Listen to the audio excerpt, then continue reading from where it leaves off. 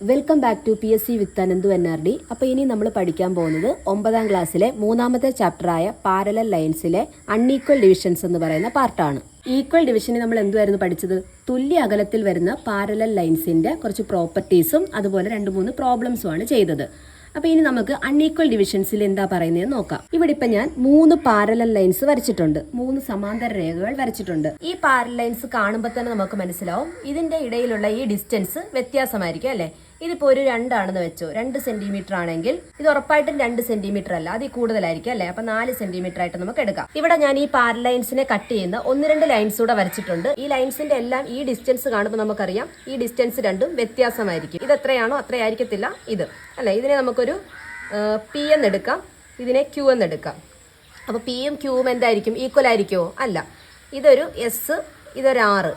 S-ഉം R-ഉം equal ആയിരിക്കുമോ? അല്ല. ഈ ലെങ്ത് 2 സെന്റിമീറ്ററും ഈ ലെങ്ത് 4 സെന്റിമീറ്ററും ആണ് അല്ലേ. ഇവ തമ്മിലുള്ള ബന്ധം എന്താണ്? 2 സെന്റിമീറ്ററിന്റെ ഇരട്ടിയാണ് 4 സെന്റിമീറ്റർ.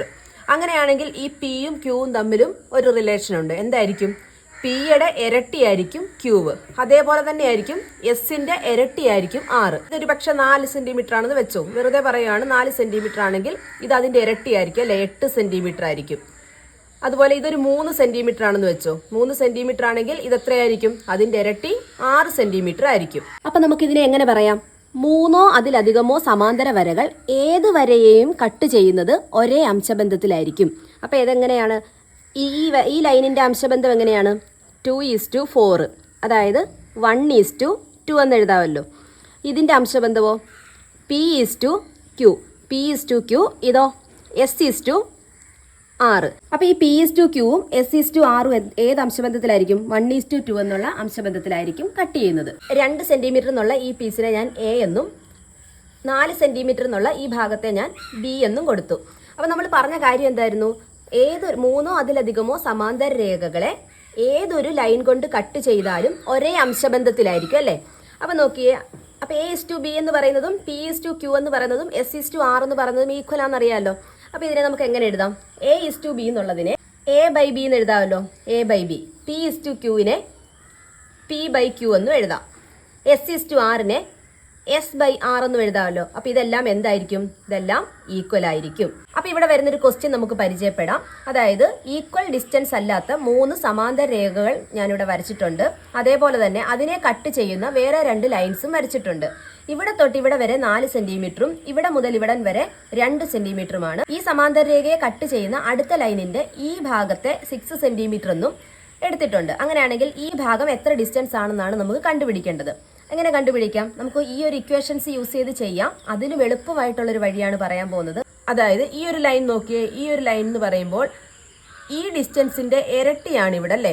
2ന്റെ ഇരട്ടിയാണ് 4. അങ്ങനെയാണെങ്കിൽ ഈ ഡിസ്റ്റൻസിന്റെ ഇരട്ടിയായിരിക്കുമല്ലോ ഇത്. അല്ലെങ്കിൽ തിരിച്ചു പറഞ്ഞാൽ ഇത്രയും ഡിസ്റ്റൻസിന്റെ പകുതിയായിരിക്കും ഈ കാണുന്ന ഡിസ്റ്റൻസ്. അപ്പൊ 6ന്റെ പകുതി എത്രയാണ്? 3 സെന്റിമീറ്റർ. അപ്പൊ ഇവിടുത്തെ ആൻസർ നമുക്ക് വളരെ എളുപ്പം തന്നെ ചെയ്യാം. ഇതുപോലെ ഒന്നിലധികം ലൈൻസ് സെയിം പാരലൽ ലൈൻസിനെ കട്ട് ചെയ്യുവാണെങ്കിൽ ആ ലൈൻ ഏത് റേഷ്യോയിലാണോ കട്ട് ചെയ്യുന്നത് അതേ റേഷ്യോ തന്നെ ആയിരിക്കും പിന്നീട് നമ്മൾ വരയ്ക്കുന്ന എല്ലാ ലൈൻസും കട്ട് ചെയ്യുന്നത്.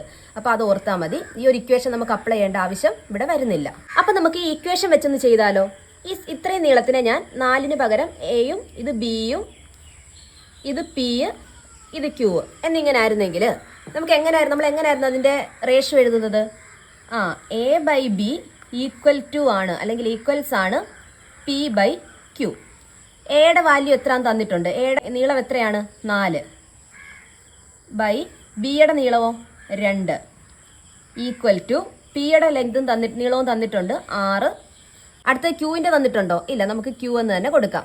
ഇനി എന്താണ്? ഇങ്ങനെ തന്നു കഴിഞ്ഞാൽ ക്രോസ് മൾട്ടിപ്ലൈ ചെയ്യണം അല്ലേ. ഈക്വൽ സൈൻ ആണ്, ക്രോസിൽ മൾട്ടിപ്ലൈ ചെയ്യുക. അപ്പോൾ 4 × Q, 4 × Q ഈക്വൽ ടു, ഇനി ഇങ്ങോട്ട് 2 × 6. 4 × Q എത്രയാണ്? 4Q ആണല്ലേ. 6 × 2 12. അതായത് Q എന്ന് പറയുന്നത് ഇവിടെ Qവിൻ്റെ കൂടെ 4 ഗുണിക്കുവാണല്ലേ. അപ്പോൾ ഈ Qവിനെ ഇവിടെ നിർത്തിയിട്ട് 4നെ ഇപ്പുറത്ത് കൊണ്ടുവരുമ്പോൾ എന്തായിട്ട് മാറും? 12 / 4. അതായത് ഇവിടെ ഗുണിക്കുമായതുകൊണ്ട് അത് അപ്പുറത്ത് വരുമ്പം ഹരിക്കണം. 12 / 4 വെട്ടിക്കളയാം, അല്ലെങ്കിൽ നമുക്ക് ഹരിച്ചെടുക്കാം. എത്ര വരും? 3. അപ്പോൾ ക്യൂവിൻ്റെ ലെങ്ത് എത്രയാണ് 3. അപ്പോൾ ഈ രീതിയിലും ചെയ്യാം. അതല്ല എങ്കിൽ നമ്മൾ ഈ പറഞ്ഞ പോലെ തന്നെ മനക്കണക്കായിട്ടും ചെയ്യാം. ഇവിടെ ഇതിൻ്റെ ഇരട്ടിയാണെങ്കിൽ ഇവിടെയും എന്തായിരിക്കും, ഇതിൻ്റെ ഇരട്ടിയായിരിക്കും, അല്ലെങ്കിൽ ഇതിൻ്റെ പകുതിയായിരിക്കും ഇവിടുത്തെ ലെങ്ത്. അടുത്തതായിട്ട് നമുക്ക് ടെക്സ്റ്റ് ബുക്കിൽ വർക്കൗട്ട് ചെയ്തൊരു ക്വസ്റ്റ്യൻ നോക്കാം. How we divided an 8 centimetre long line in the ratio 1:2. അതായത് 8 സെൻറ്റിമീറ്റർ ലൈനിനെ നമ്മൾ 1:2 എന്നുള്ള റേഷ്യോയിൽ കട്ട് ചെയ്യണം. നമ്മൾ ഈക്വൽ ഡിവിഷനകത്തിൽ ഈക്വലായിട്ട് കട്ട് ചെയ്യാൻ പഠിച്ചായിരുന്നല്ലേ. അപ്പോൾ ഇവിടെ 1:2 എന്നുള്ള റേഷ്യോയിൽ എങ്ങനെയാണ് കട്ട് ചെയ്യുന്നത് നോക്കാം. അതിനായിട്ട് നമുക്ക് 8 സെൻറ്റിമീറ്റർ ലോങ് ആയിട്ടുള്ള ഒരു ലൈൻ വരയ്ക്കാം. 8 സെൻറ്റിമീറ്റർ ലെങ്ത് ഉള്ള ഒരു ലൈൻ വരച്ചു. അപ്പോൾ ഇവിടെ നിന്ന് ഒരു ചരിഞ്ഞ ലൈൻ നമുക്ക് വരയ്ക്കണം അല്ലേ. അപ്പോൾ ആ ലൈൻ എന്ന് വെച്ച് കഴിഞ്ഞാൽ 1:2 എന്ന് പറഞ്ഞ റേഷ്യോയിൽ കട്ട് ചെയ്യാൻ പറ്റുന്ന ഒരു ലൈൻ ആയിരിക്കണം. അതായത് അപ്പോൾ എത്ര ലെങ്ത് വരയ്ക്കണമെന്ന് വെച്ചാൽ ഈ റേഷ്യോ അങ്ങ് കൂട്ടിയാൽ മതി. അതായത് 1:2, 1 + 2 എത്രയാണ് 3. 3നെ നമുക്ക് ഈസി ആയിട്ട് 1:2 എന്നുള്ള റേഷ്യോയിൽ കട്ട് ചെയ്യാൻ പറ്റുമല്ലോ. അപ്പോൾ ഇവിടെ 3 സെൻറ്റിമീറ്റർ എടുത്ത് വരച്ചാൽ ഈ പടം വളരെ ചെറുതായിരിക്കും. അപ്പോൾ നമുക്ക് കുറച്ചുകൂടെ വലുതായിട്ട് വരയ്ക്കാൻ വേണ്ടിയിട്ട് 1:2ൻ്റെ അടുത്തൊരു മൾട്ടിപ്പിൾ എടുക്കാം, അല്ലെങ്കിൽ അടുത്തൊരു റേഷ്യോ എടുക്കാം. 1:2നെ 1 കൊണ്ട് തന്നെ മൾട്ടിപ്ലൈ ചെയ്താൽ 1:2 തന്നെയാണല്ലേ. അപ്പോൾ നമുക്ക് 2 കൊണ്ട് മൾട്ടിപ്ലൈ ചെയ്ത് നോക്കാം. 1നെ 2 കൊണ്ട് മൾട്ടിപ്ലൈ ചെയ്യുമ്പം 2 2നെ 2 കൊണ്ട് മൾട്ടിപ്ലൈ ചെയ്യുമ്പം 4. അപ്പോൾ നമുക്കിതിനെ ഈ വരയ്ക്കാൻ പോകുന്ന ലൈനിനെ 2:4 എന്ന് പറയുന്ന റേഷ്യോയിൽ കട്ട് ചെയ്യാം. 2:4 എന്ന് പറയുന്ന റേഷ്യോയിൽ കട്ട് ചെയ്യണമെങ്കിൽ ആ ലൈനിൻ്റെ ലെങ്ത് എത്രയായിരിക്കണം, 2 + 4 ആയിരിക്കണം. 2 + 4 എത്രയാണ്, 6 ആണല്ലേ. അപ്പോൾ നമുക്ക് 6 ആകുമ്പോൾ കുറച്ചുകൂടെ വലിയൊരു പിക്ചർ കിട്ടും. അപ്പോൾ നമുക്കിനി ചരിച്ചൊരു 6 സെൻറ്റിമീറ്റർ ലെങ്ത് ഉള്ള ലൈൻ വരയ്ക്കാം. 6 സെൻറ്റിമീറ്റർ ലെങ്ത് ഉള്ള ഒരു ലൈൻ വരച്ചു. അതിനെ നമുക്ക് 2:4 എന്ന റേഷ്യോയിലാണല്ലോ കട്ട് ചെയ്യേണ്ടത്. 2 സെൻറ്റിമീറ്ററിൽ ഞാനിവിടെ ഒരു കട്ടിങ് കൊടുത്തു. പിന്നെ ബാക്കി ഇത് എത്ര സെൻറ്റിമീറ്റർ ഉണ്ട്, 4 സെൻറ്റിമീറ്റർ അല്ലേ. ഇവിടെ 2 സെൻറ്റിമീറ്റർ, ഇവിടെ 4 സെൻറ്റിമീറ്റർ. അത് കഴിഞ്ഞ് നമ്മൾ എന്താണ് ചെയ്തത്, ഈ 2 എൻഡ് പോയിന്റ്സിനെയും തമ്മിൽ അങ്ങ് ജോയിൻ ചെയ്യും. സെറ്റ് സ്ക്വയർ ഉപയോഗിച്ച് പാരലൈൻ വരയ്ക്കുന്നത് കഴിഞ്ഞ ക്ലാസ്സിൽ നമ്മൾ ഡിസ്കസ് ചെയ്തിട്ടുണ്ടായിരുന്നു. അപ്പോൾ അത് അറിയാൻ വയ്യാത്തവർ അതൊന്ന് ചെന്ന് കാണുക.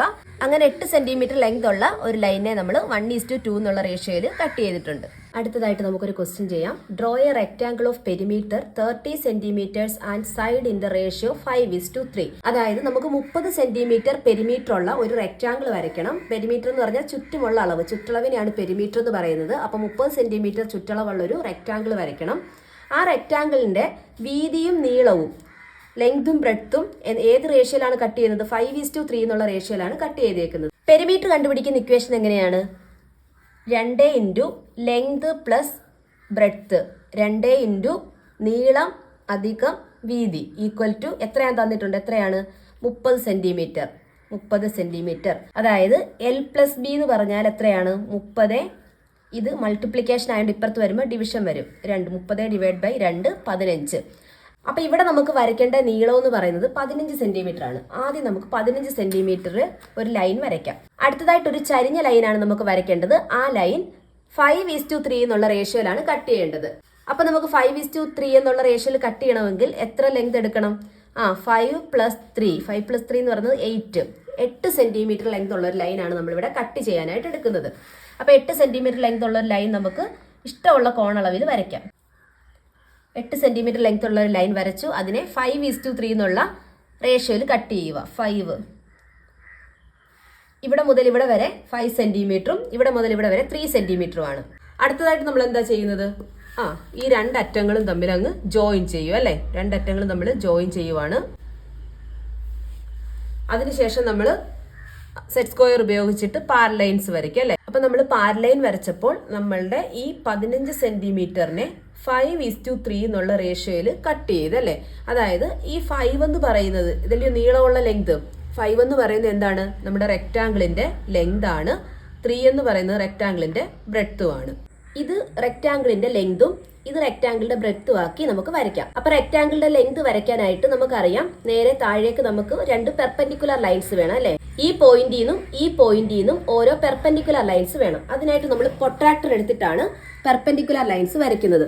പ്രൊട്രാക്ടർ എടുത്ത് നേരെ താഴേക്ക് 90 ഡിഗ്രി അളന്നിട്ട്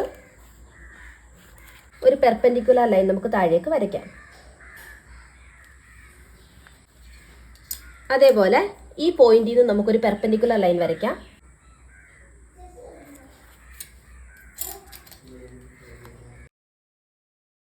അപ്പോൾ റെക്റ്റാങ്കിളിന്റെ ലെങ്ത് നമ്മൾ വരച്ചിട്ടുണ്ട്. ലെങ്ത് ഇതാണ്. ബ്രെഡ്ത്ത് എന്ന് പറയുന്ന ഈ നീളമാണല്ലേ. അത് നമ്മൾ കോമ്പസും പെൻസിലും എടുത്ത് അത്രയും നീളം ഇനി അളന്നെടുത്തു.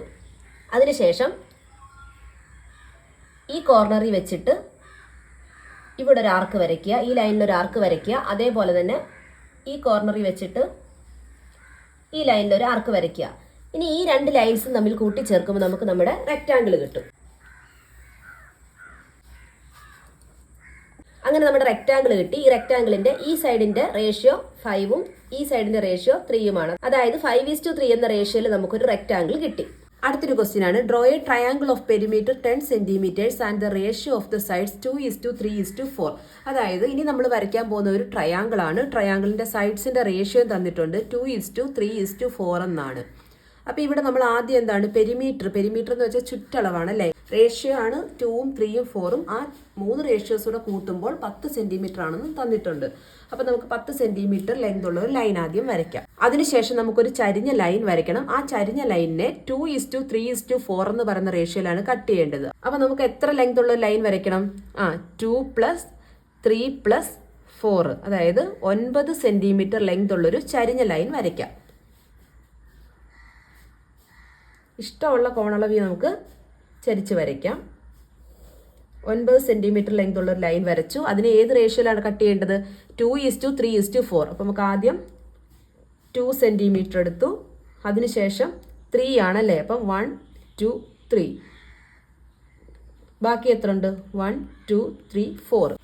അടുത്തത് നമുക്ക് എൻഡ് പോയിന്റ്സ് രണ്ടും കൂടെ ജോയിൻ ചെയ്തു. അടുത്തതായിട്ട് നമ്മൾ എന്താ ചെയ്യുന്നത്? ഇതിന് പാരലായിട്ട് 2 ലൈൻസ് വരയ്ക്കുക. അപ്പോൾ സെറ്റ് സ്ക്വയർ ഉപയോഗിച്ചിട്ടാണ് വരയ്ക്കേണ്ടത്. അപ്പോൾ അടുത്തതായിട്ട് നമ്മൾ എന്താ ചെയ്യേണ്ടത്? ഇതിന് പാരലായിട്ട് 2 ലൈൻസ് വരയ്ക്കുകയാണ്. സെറ്റ് സ്ക്വയർ ഉപയോഗിച്ചിട്ടാണ് ലൈൻസ് വരയ്ക്കേണ്ടത്. അപ്പോൾ 10 സെന്റിമീറ്റർ ലെങ്ത് ഉള്ള ഈ ലൈനിനെ നമ്മൾ 2:3:4 എന്ന് പറയുന്ന റേഷ്യോയിൽ കട്ട് ചെയ്തു. അപ്പോൾ ട്രയാങ്കിളിന്റെ 3 സൈഡ്സ് ആണിവ. ഇവിടം തൊട്ട് ഇവിടെ വരെ ട്രയാങ്കിളിന്റെ ഒരു സൈഡാണ്. ഇത്രയും ഭാഗം ട്രയാങ്കിളിന്റെ രണ്ടാമത്തെ സൈഡ്, ഇത്രയും ഭാഗം ട്രയാങ്കിളിന്റെ മൂന്നാമത്തെ സൈഡ്. അപ്പോൾ നമുക്ക് ഇഷ്ടമുള്ള സൈഡിൽ വെച്ചിട്ട് ബാക്കി നമുക്ക് വരയ്ക്കാം. അപ്പോൾ നമുക്ക് ട്രയാങ്കിൾ വരയ്ക്കാം. ട്രയാങ്കിൾ വരയ്ക്കുന്നതിനായിട്ട് ഞാനിവിടെ ബേസ് ആയിട്ട് എടുക്കുന്നത് ഈ 3 എന്ന് പറയുന്ന റേഷ്യോ വരുന്ന സൈഡാണ്. ബാക്കി 2 സൈഡായിരിക്കും 2 എന്ന് പറയുന്ന ഈ റേഷ്യോ വരുന്ന സൈഡും 4 എന്ന് പറയുന്ന ഈ റേഷ്യോ വരുന്ന സൈഡും. അപ്പോൾ ആദ്യം നമുക്ക് 2 എന്ന് പറയുന്ന ഈ റേഷ്യോ ഇവിടുന്ന് അളന്നെടുക്കാം. ഈ സൈഡ് നമുക്ക് അളന്നെടുക്കാം. അളന്നെടുത്തതിന് ശേഷം ഇത് കോമ്പസിൽ അളന്നെടുത്തിട്ടുണ്ട്. അളന്നെടുത്തതിന് ശേഷം ഇവിടുന്ന് താഴേക്കൊരു ആർക്ക് വരയ്ക്കാം. അതേപോലെ ഇനി 4 സെന്റിമീറ്റർ നമുക്ക് അളന്നെടുക്കാം. അപ്പോൾ 4 സെന്റിമീറ്റർ നമുക്ക് കിട്ടിയിട്ടുണ്ട്. ഈ പോയിന്റിൽ വെച്ച് നമുക്ക് ഇത് കൂട്ടിമുട്ടുന്ന രീതിയിൽ ഇവിടെ ഒരു 4 സെന്റിമീറ്റർ വരയ്ക്കാം. അപ്പോൾ ഇവിടെ ഇത് തമ്മിൽ ജോയിൻ ആയില്ല. ഇവിടെ വെച്ചിട്ട് നമുക്ക് ഒന്നുകൂടെ ഈ ആർക്ക് നീട്ടി വരയ്ക്കാം. ഇവിടുന്ന് ഇവിടെ വരെയുള്ള ഈ ലെങ്ത് വെച്ചിട്ടാണ് നമുക്ക് ഈ ആർക്ക് ഇങ്ങോട്ട് നീട്ടി വരയ്ക്കാം.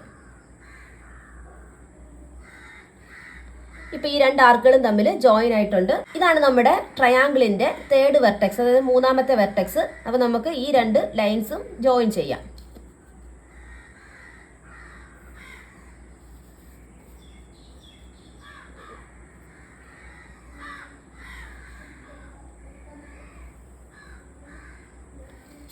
ഇതാണ് നമ്മുടെ 10 സെന്റിമീറ്റർ പെരിമീറ്റർ ആയിട്ട് വരുന്ന 2:3:4 എന്ന സൈഡ്സ് വരുന്ന ട്രയാങ്കിൾ.